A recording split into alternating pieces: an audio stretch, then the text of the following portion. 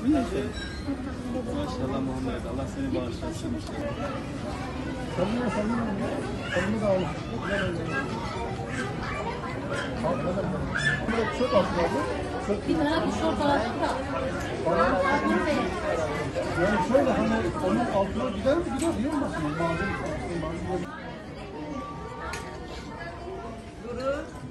Durun.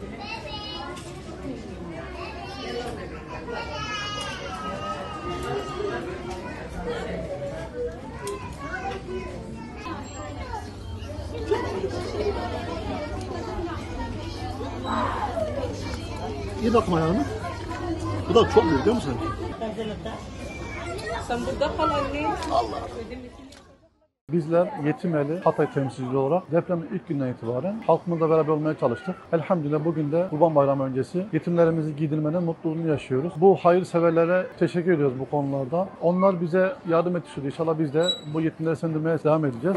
Yetimeli olarak Türkiye'de bütün deprem bölgelerinde her alanda hem gıdada, giyimde, gerek arama kurtarmada depremzedelere yardımcı olmaya çalıştık. Bugüne kadar bugün de bayram öncesi deprem bölgesindeki çocukları sevindirmek adına Yetimeli olarak İskenderun'dayız ve çocuklarımızı giyindirdik. Elhamdülillah onların sevinmesine vesile olduk. Hayır sahiplerine teşekkür ediyoruz. Bizde ihtiyaç olduğu müddetçe biz burada olacağız ve depremzedelere yardımcı olacağız.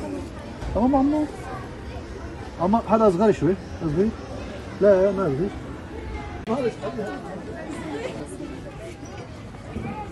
Babalar tanışıyor. Ben önceden tanıyorum ama senden tanıdım. Şimdi çok fazla gidip gelemeyiz yanımıza. Oldu mu dostum? Teşekkürler abi. Buna fayda olsun dostum benim. Ya Allah